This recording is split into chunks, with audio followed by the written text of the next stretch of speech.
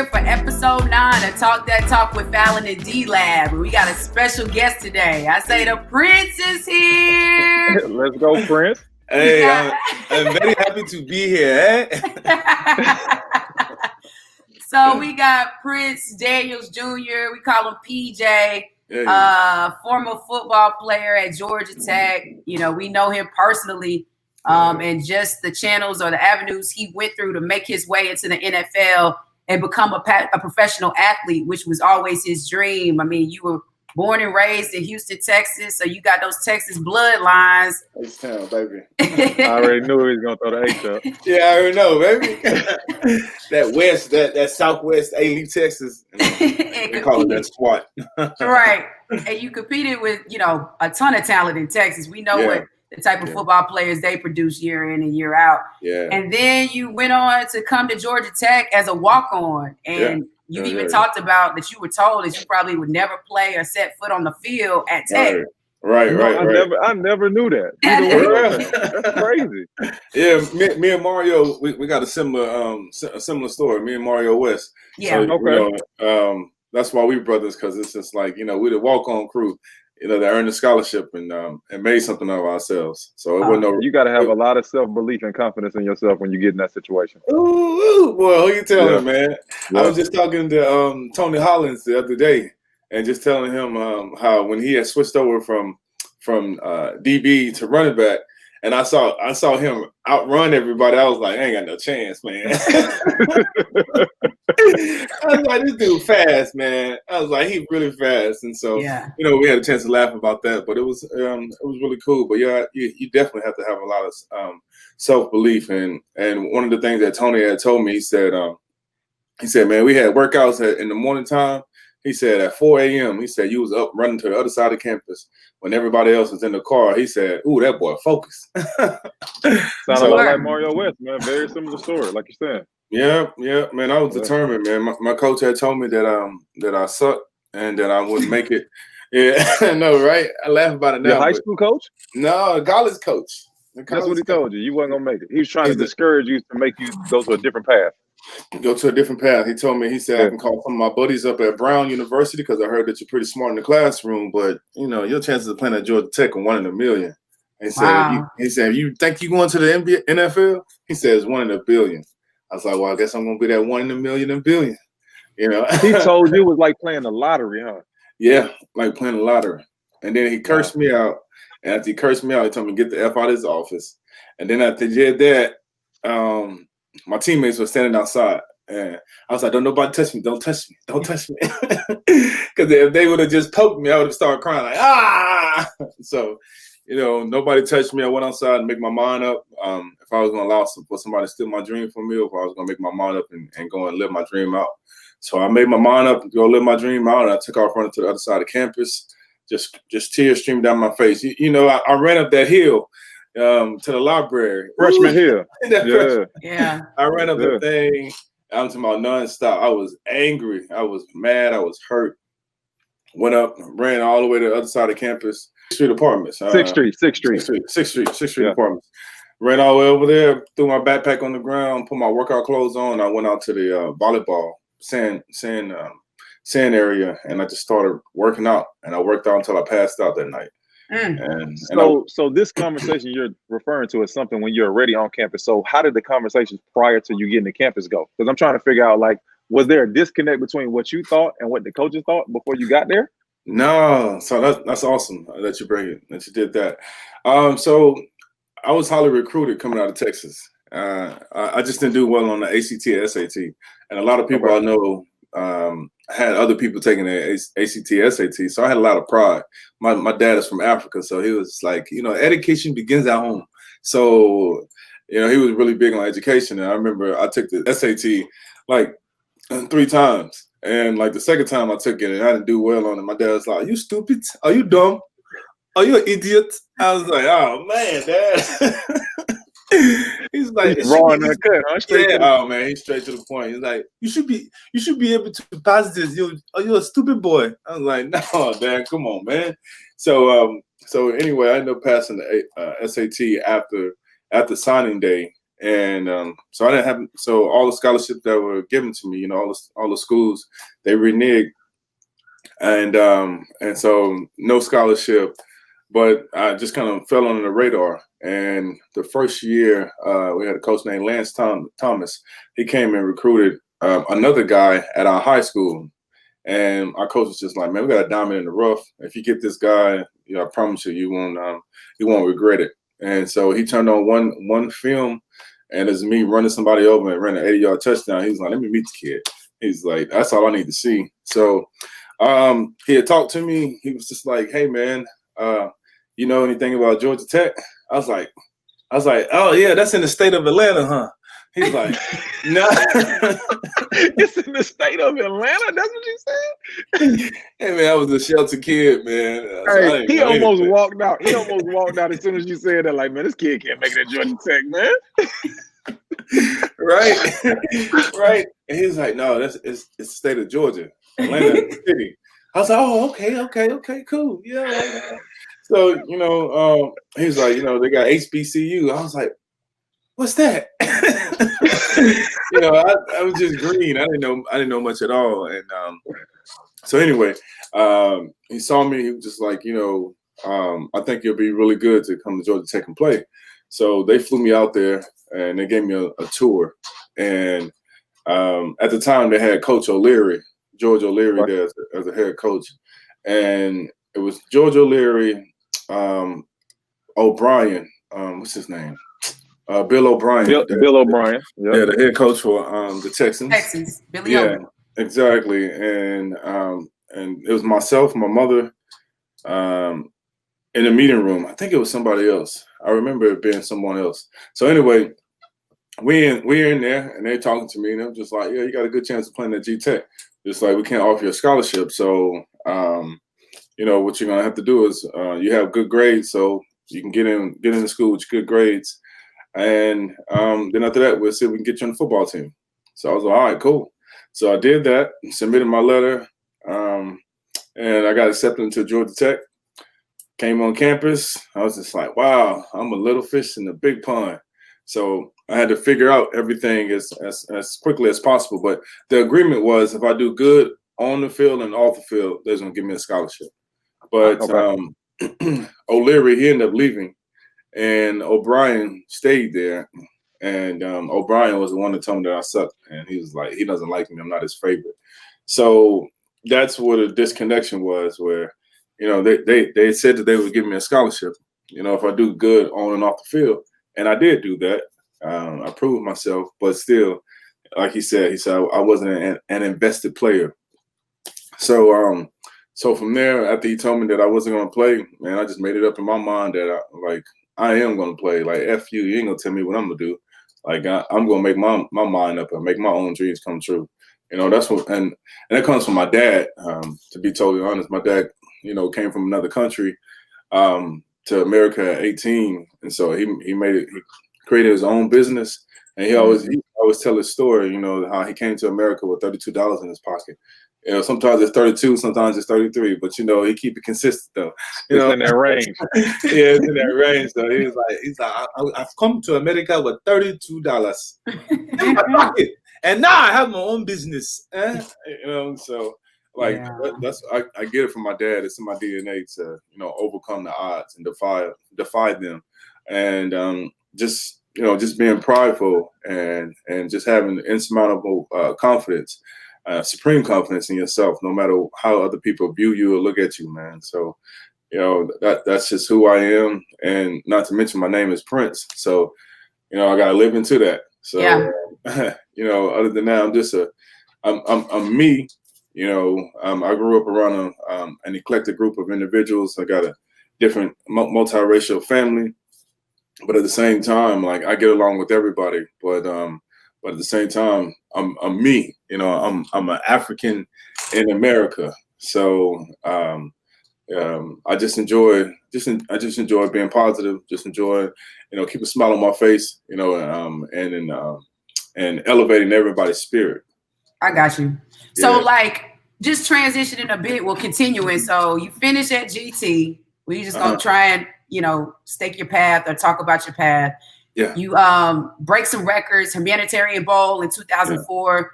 You run for 311 yards, 4 touchdowns. That's still a record for a bowl game for rushing. And then, you know, you finish your career, you're 4th in Georgia Tech history in rushing, about 3,300 yards. So you proved all of those coaches wrong and Billy O wrong. Yes, you did.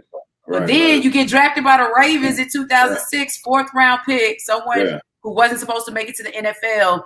And then you go play with the star-studded Ravens, the likes of Ray Lewis, Ed Reed. I was looking at Steve McNair. I mean, Jamal Lewis, Terrell Suggs, Bart Scott. And then you even played with DeJuan Landry, your Georgia Tech teammate. So tell us a little bit about that transition from college to the pros. Oh man, it was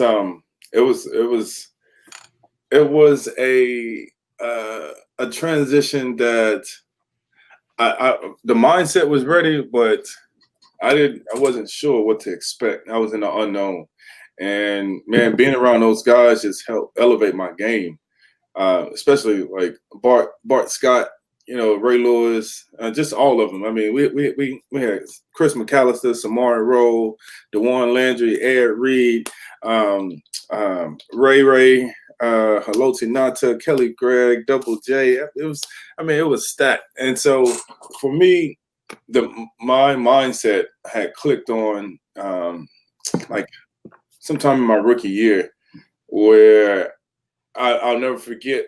They used to always say, you know, the Ravens was the #1 defense in the NFL.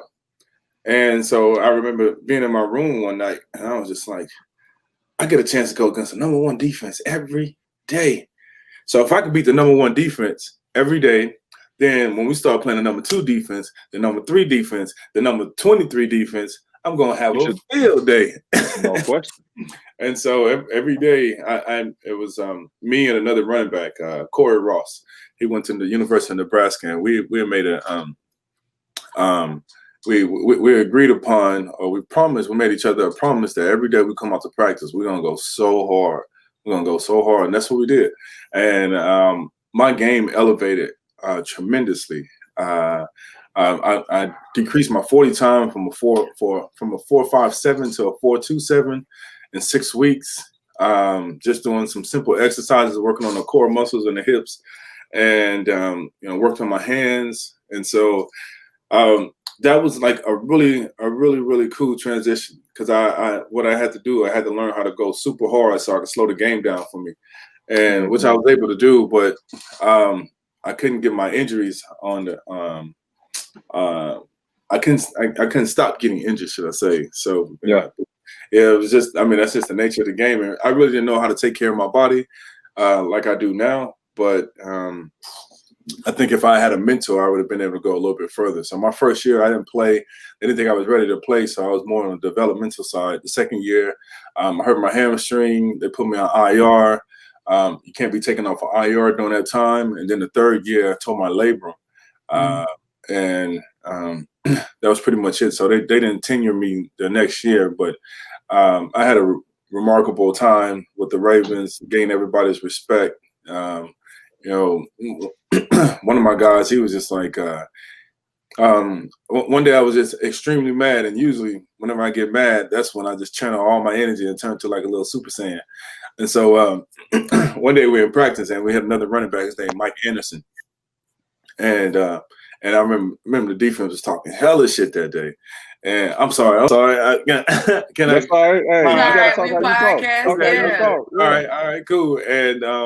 And I remember Bart Scott, he was just talking smack, and I got extremely mad. So we ran a run play. I went and I scored a touchdown. Boom, broke out, touchdown. So I'm just trotting back like, these dudes can't stop me.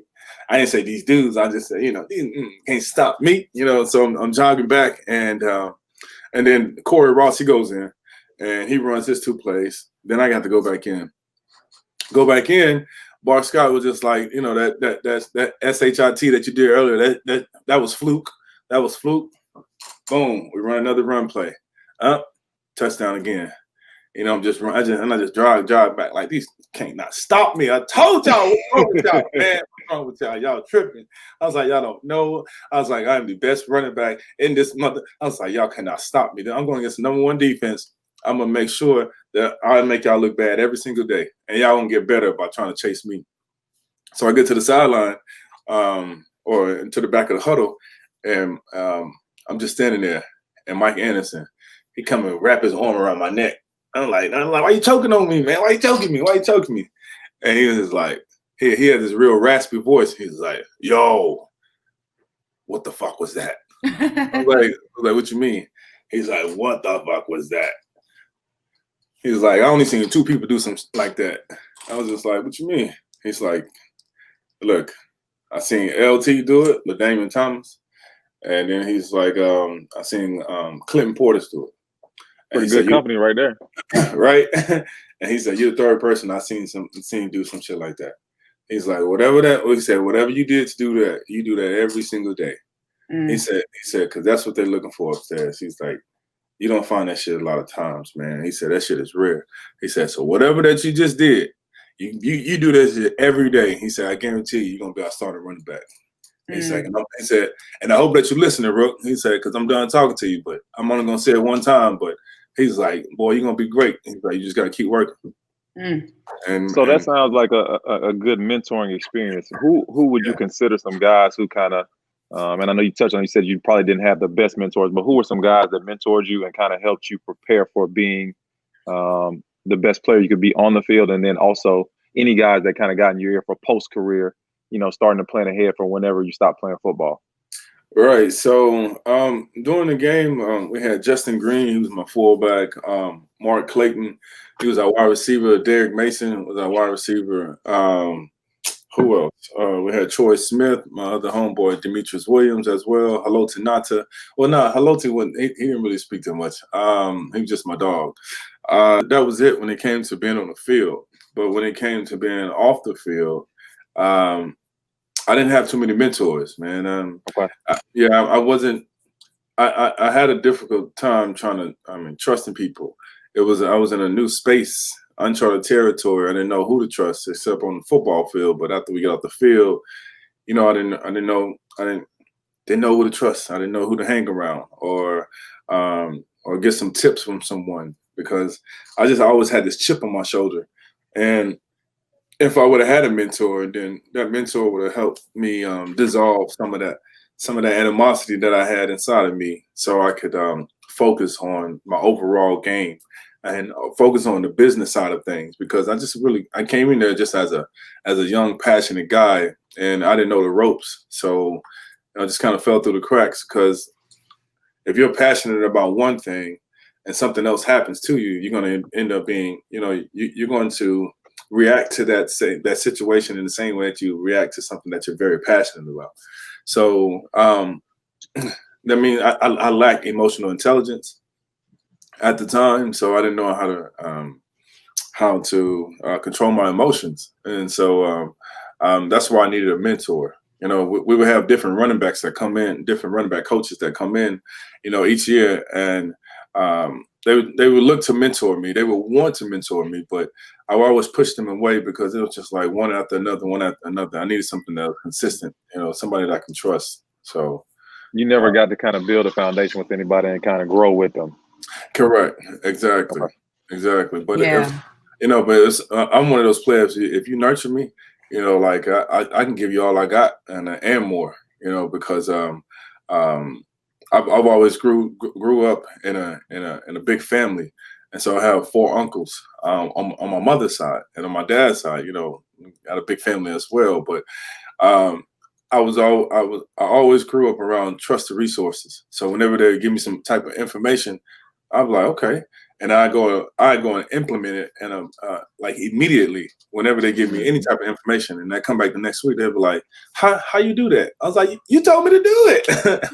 Yeah. And see that is the gift that I have, that always it allowed me to separate myself from others, because I'll be the guy that's, we can be in a room full of people and everyone can be joking, but I'll be able to hear that serious moment when somebody, just busts out and say something, but it turns to a joke. But I heard it, and I'll be like, okay, I'm gonna go apply what he said. I'm gonna go and apply it, and I go and do it, and right away it separates me. And so that's what happened in Georgia Tech. That's what happened in Baltimore as well. So that's good stuff.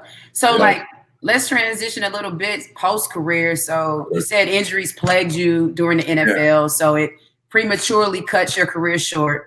Yeah. And you're forced to retire, and at a young age in your 20s, and trying to realize or figure out what your next move was going to be. And I think you talk about in your book that you hit a state of depression and lost identity and was looking for your identity in adulthood and for your post-career.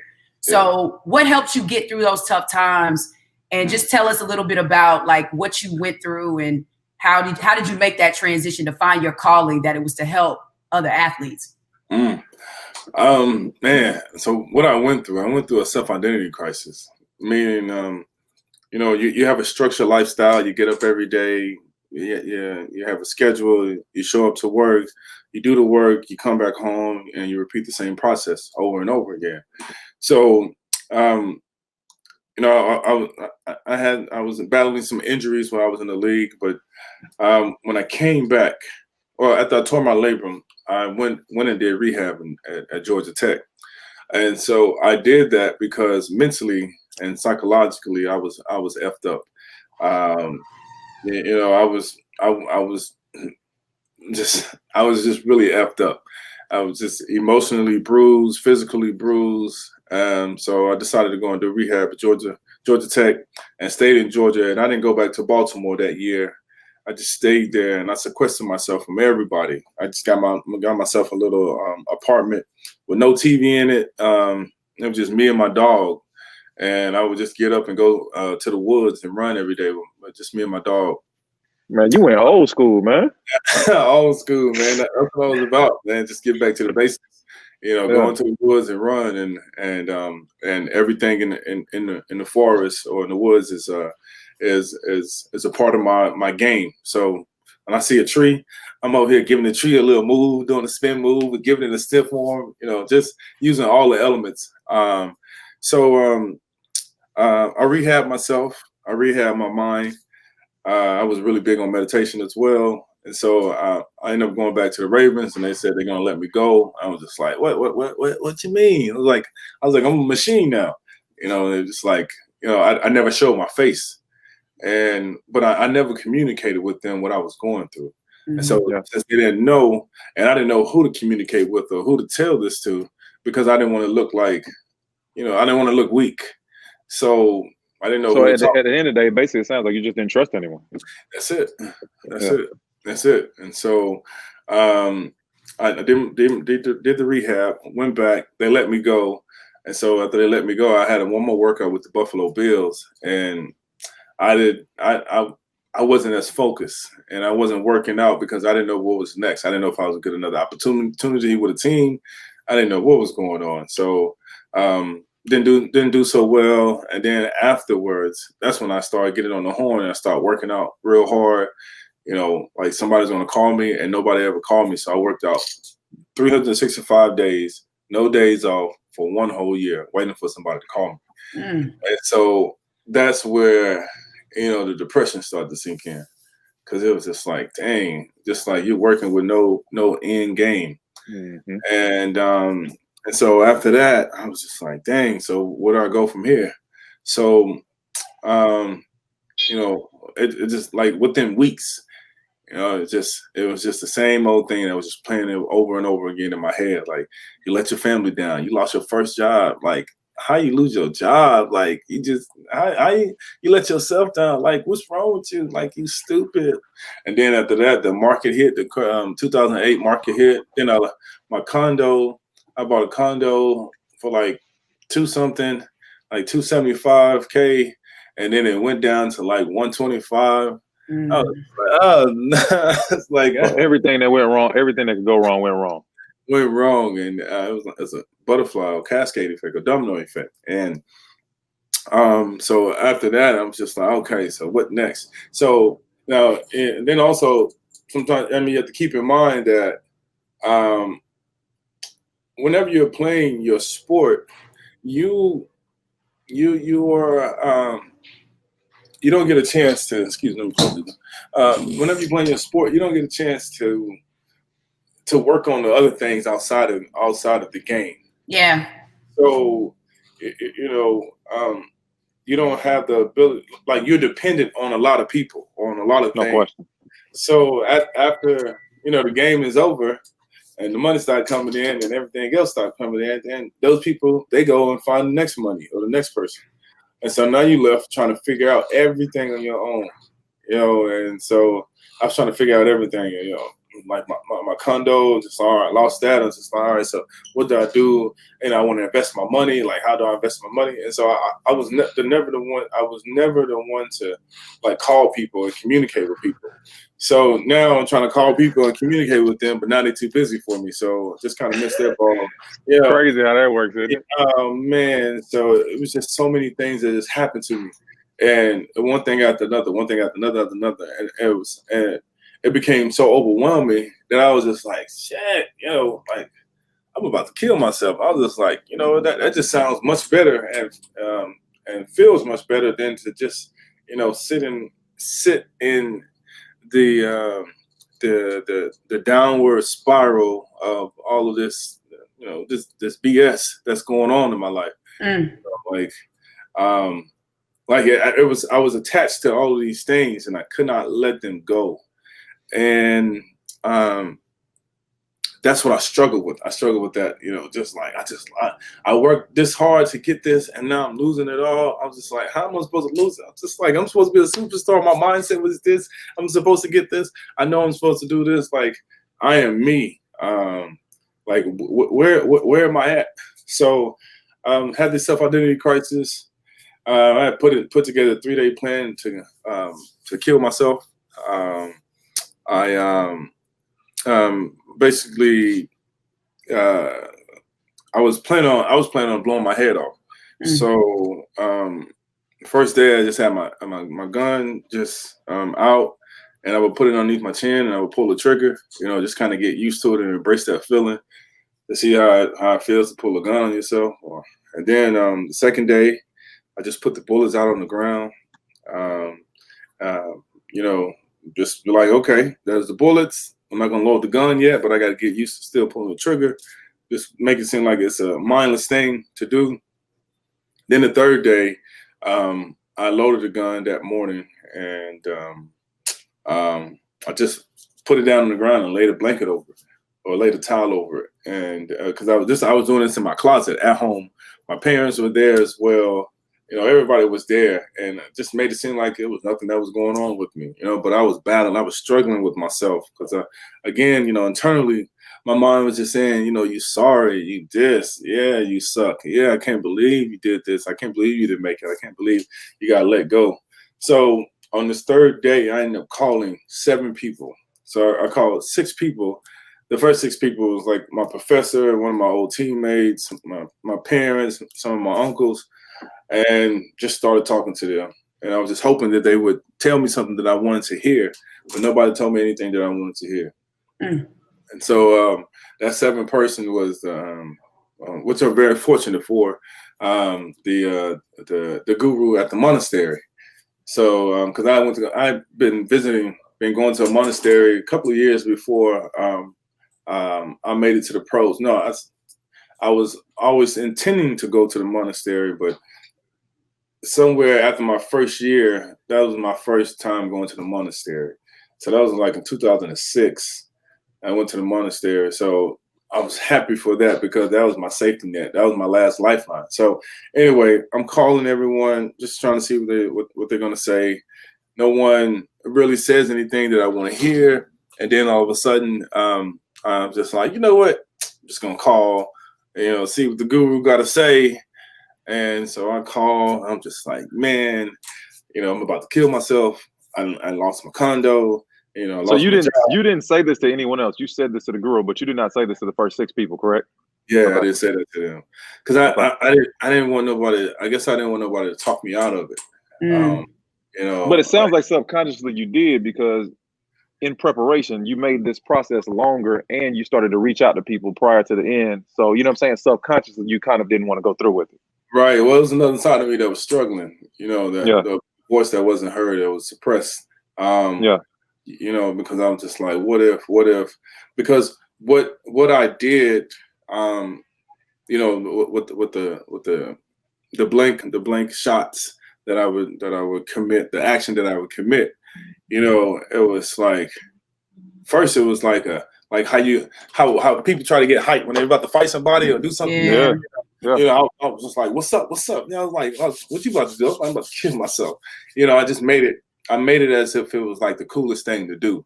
I just psyched myself out, and at some point in time, I was just like, this is it. Like I could do this. I'm like, let's do this.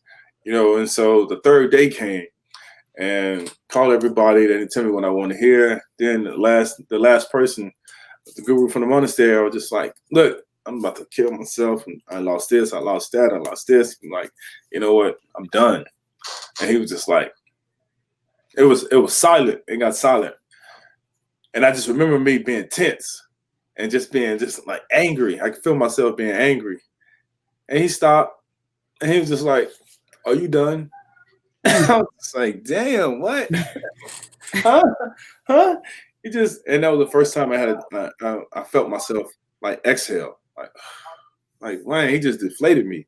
And then after that, he was just like, meditate, hung up the phone. Bing. I'm like, that was his rebuttal. That's it. Just meditate. That's it. He didn't give you any words of wisdom. Lying. I was hoping you were gonna tell us like, oh, so he gave you these words, but you just he just like, all right, I'm done. Click. Yeah, he just like meditate and just like click. And I was like, it disrupted my anger. It shocked you, which is I guess what he was going for. Yeah, I mean, look, the brother is super enlightened, so enlightened. He's just like, that's like pennies, marbles. He took it like you were feeling sorry for yourself, and are you done feeling sorry for yourself? Now meditate, think about it, and recharge, and let's go. That's basically what I heard is the way he responded to you. That's exactly. So I get up and I'm like, how is this meditation shit gonna help me? I was like, how is meditation gonna save me? So as I get up, I go, I'm headed back into my room, my closet, because I was just like, I'm about to do this shit. And as I walk into my room, there's the meditation pillow, and it seemed like it's sitting by a window, and it just seemed like the ray of a sun ray was just beaming on the pillow. I'm looking at the pillow like, man, come on. It was like, come to me and sit on me. I'm just like, what the hell? So at that moment in time, I just said, all right, this is what I'll do. I said, I'll give myself 1 hour. So because that's how long we usually meditate at the monastery for 3 times a day for 1 hour. Wow. And I was just like, well, I'll give myself 1 hour and I'm gonna sit through this 1 hour. So I run these 35 minutes of sitting down in this cross-leg position, crisscross applesauce or whatever people call it, the lotus position. Around 35 minutes, I got big hips. And so my big hips. Not big hips, but big legs. And so my hips started hurting. I got big hips. I got big legs. Oh, good. I got big legs, and so my hips started bothering me. And it bothered me like around 35 minutes. That's when I know I was like, oof. And so, so from 35 minutes and on, I struggled through my whole meditation. And it was around like 57 minutes. It was like 57 minutes on the timer. And I know because I opened my eyes because I was just like, how much more time do I have? And I'm sweating, like I'm trying to move. But at the same time, I'm trying to stay in this position, and I'm just like moving and just everything. I'm just like, just get up, man. Just get up. And I'm just like, no, you promised yourself 1 hour. So 57 minutes come about. And at 57 minutes, I opened my eyes and I was just like, ah. And so I took a deep inhale and I exhaled. I was just like, just stay still. Just like that. And then all of a sudden, like, boom, like the energy in my body just shot up into my head. It was like, whoop. And from that moment in time, it was just like everything just got really quiet. Just like super quiet. So quiet. I was the formulator of my thoughts, if that makes sense. So like how we're talking right now, it's like, you know, your brain processes thoughts and then it comes out. I was in the part where the thoughts were being processed. So it was extremely quiet and I could hear my voice in my head. And it said, "What are you doing?" And I was like, "I'm about to kill myself." And it's like, "What are you doing?" And I said the same thing again. And then it was just like the third time, it's like, "What are you doing?" And I was just like, "Oh, what am I doing?" Boom, ding, ding, ding. And it just sucked me out of the space where I was. And Wow. when it did that, like I was like, no. And you know, tears started streaming down my face. I was like, what was that? What was that? What was that? And so from that point on, I didn't even think about trying to kill myself ever again. Because I saw something, I got a glimpse of something that I never knew was there. And a lot of people don't know that it's there, you know, but for the first time, I had looked within myself beyond the surface level. That's awesome.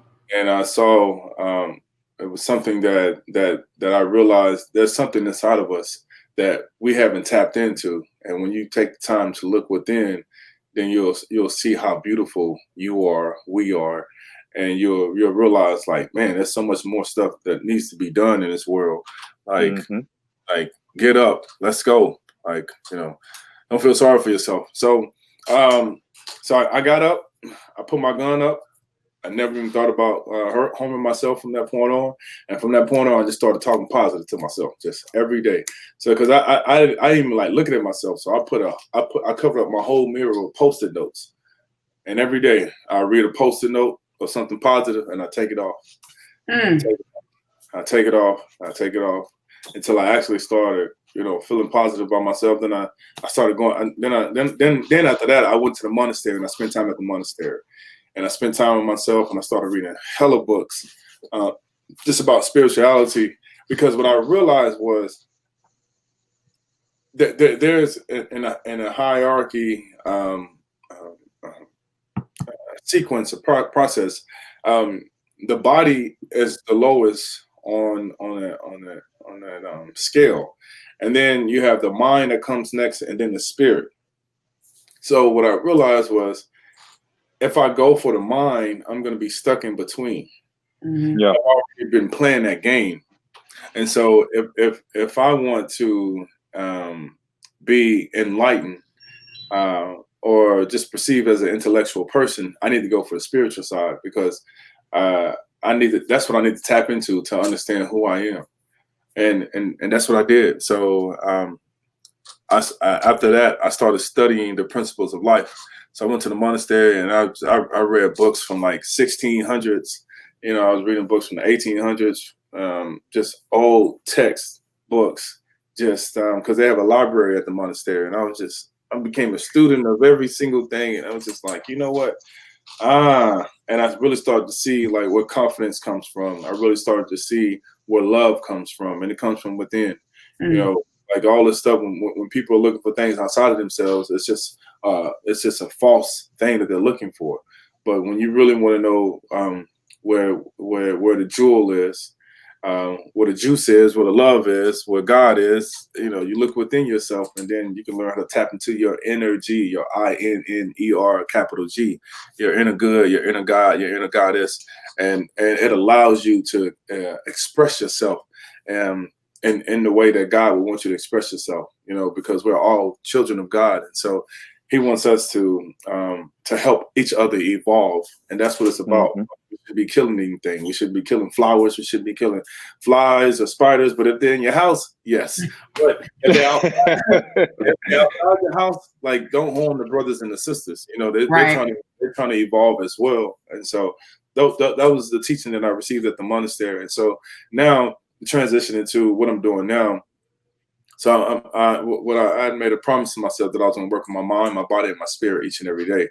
And it turned into a business. It turned into helping other athletes, you know, work on their mind and body and their spirit every day so they can discover their purpose and their vision and adopt the mindset to carry that out. Because I struggled, and I said to myself, like, I found a way out, because a lot of people go left and they go right. They go forward and they go back, and they're like, oh, there's no other place to go, so maybe I should just kill myself. But for me, I was just like, there's no other place to go. So I closed my eyes and I looked within, and then at that point I went up. And so I realized, wow, there's another way to go. And so just created a business to help out these other athletes. And then from athletes, it trickles down to war vets, and then from the war vets to the younger generation as well. You know, it's what I've learned is it's just all about evolving, you know, helping each other evolve. And that's what I'm doing. You know, I've had an opportunity to evolve, so it's only right for me to give back now. So right. So you even started your own platform. You got the Game Beyond the Game. Yeah. You got your own podcast, Talk That Talk. We won't say nothing about the title, but great minds think alike. Great minds think alike. That's right. Well, then, actually, it's not even a podcast, so we're not even in the same space, because it's a video cast. Okay. Because it's just Facebook Live, but y'all got the podcast, so y'all the true Talk That Talk. So, you know, great minds do think alike, yeah. But with that platform you started, and now you have your book, and it's about to be released. You said in September, Mindfulness for the Ultimate Athlete. So just talk about the book and some of the things from your personal experiences you've incorporated in the book to help people or just to help athletes in general. Yeah, so Mindfulness for the Ultimate Athlete, Mastering the Balance Between Power and Peace, is a book that I wrote. The process, took 6 years to create the book from start to finish. And I wanted to write a book about mastering your body, your mind, and your spirit. And when you can align those three components, you'll just be thrusted into the zone or the flow, the space that a lot of people talk about but don't really know how to articulate. The only person that I knew that knew how to articulate it from a sports stance was Kobe Bryant. And you know, like, when I was writing the book, because like the first quote in the book is from Kobe. You know, that's how the book opens up. It starts off the first chapter. And I was so excited to just be like, Kobe, when he see this, he gonna be like, "What's up, P? What's up? You got it, baby. You got it." You know, and when he passed, oh man, it crushed me, because I was just like, no. But then I never forget. I sat down and I meditated, and you know, to give my condolences and just, you know, see the brother off and his daughter off. Because we're connected spiritually, everybody. But I truly know that, and so I just you know, wanted to speak my piece, and the brother was just like, you know, keep it moving, you know, put the book out, put everything out, and I was just like, but you're not gonna be here to see it. He was like, maybe not physically, but I'm there spiritually. So I just decided to, you know, like, go really hard on everything that I have and that I've been working on. So it was only right for me to put the book out at this moment in time. And so the book is about learning the difference between how to be great and how to be excellent. And it's those small things that we overlook. I have a couple of anecdotes, some, you know, great stories to talk about, you know, being at Georgia Tech, 7 on the depth chart, and overcoming being last on the depth chart, you know, and defying the odds. I speak about how I went from a 4.5 to a 4.2 in 6 weeks by just doing core exercises. I talk about, I touch a little bit on, I went to the monastery, and how I was able to tap into my spirit and what it means, and how don't get so caught up in like spirituality and religion, but more so just stay focused on you being the best version of you, because whenever you do that, then you really discover your religion, you really discover your spirituality, because it's inside of you. You know, it's these principles that we live by in life, and I have techniques on teaching you how to practice mindfulness, how to breathe, because what I mentioned is that the breath is the key to being alive or deceased. And a lot of people, like, you know, we kind of take it for granted, but when you have a shortness of breath or you can't breathe, that's the only time you really start thinking about your breath. So I'm trying to get people to heighten their awareness about breathing. So mindfulness for the ultimate athlete is just helps athletes tap into their personal greatness and become their ultimate self. And that's just by starting to practice now, so that whenever you do get in the game, because I've had games where when I was at Tech, when I was in the NFL, you know, I just be in the zone, and I was just operating in an effortless manner. Like people come around me like, watch out, boom, boom, boom, boom, touchdown, you know, and so I've reached that level. Even when I was at Georgia Tech, I was a walk-on. We had to play Florida State. You know, I'm the new running back, and everyone's just like, well, Tech doesn't have a running back game. You know, I had a dream the night before that I was going to score a touchdown, and the next day I woke up and I scored a touchdown.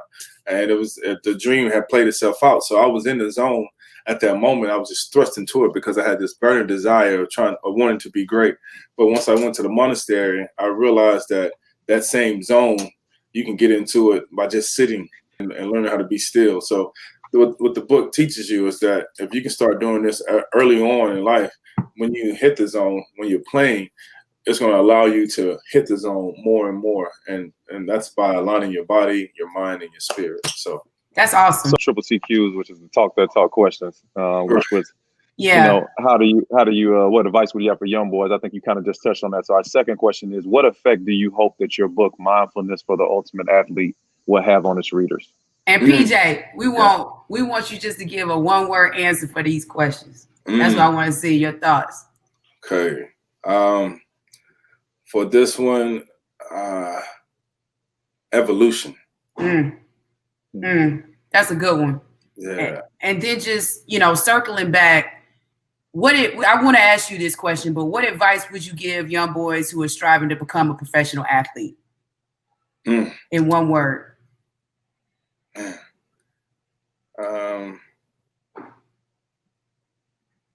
That's a tough one in one word. I already know. It's a tough one in one word. Makes you think about it.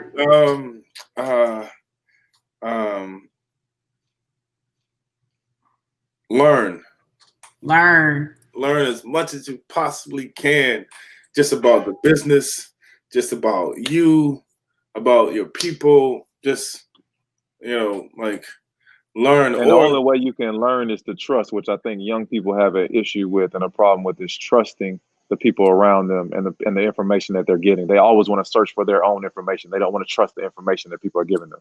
Right. And so if I had to add one more word, it would be meditate. Because when you don't have somebody that you trust, then the only thing that you can trust is you and God, which is inside of you. So that's when I say that energy GPS, when you lost and you don't know what to do, you know, like whenever we get into a situation where we're lost, you know, we go somewhere, we sequester ourselves from everybody, then we sit down, we start crying, and, you know, we're in the dark room. But if you sit down, you know, you can still cry, but if you close your eyes and you just start praying, you know, you start doing those things. I mean, because prayer is just a shorter version of meditation. Meditation is is an elongated prayer. So you're doing the exact same thing, you know. So all you need to do is just sit down and ask, and you shall receive. You know, because sometimes the answer may come right away, or sometimes you may be just walking around and you may see like a billboard or a sign. It's just like those little subtle signs that just boom, there you go, and you have your answer right there. But you just have the awareness to see what's going on around you and how it connects to you. That's it. Yeah. Learn and meditate. I love that one. Your last one is, what is the legacy that you would want to leave for future generations? And that's in one word too? I'll give you two. Give you two. Wow, thanks, Fallon. Just love life. You know, beautiful. Like really love it. Like, you know, the good and the bad. The good and the bad. You have to you have to love the good and the bad. You know, because that's the balance. That's what I speak about in my book, about mastering the balance between power and peace. You know, like too much power is very destructive, and too much peace, you know, you're too passive.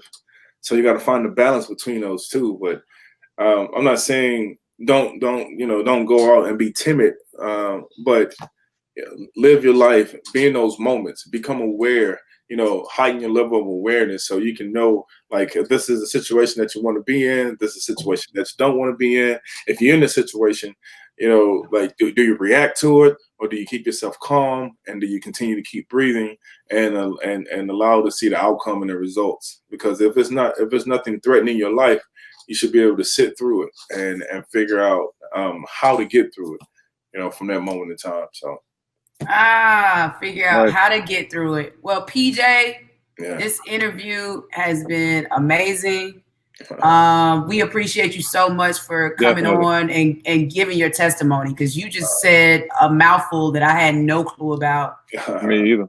But a lot of people needed to hear, though. It was great to really share, you know, all your experiences, the good and the bad, and kind of give people some insight on. To me, I don't think people realize the transition from your athletic life to your personal life, or, you know, after you're done playing. I don't think people realize how hard that period of time is.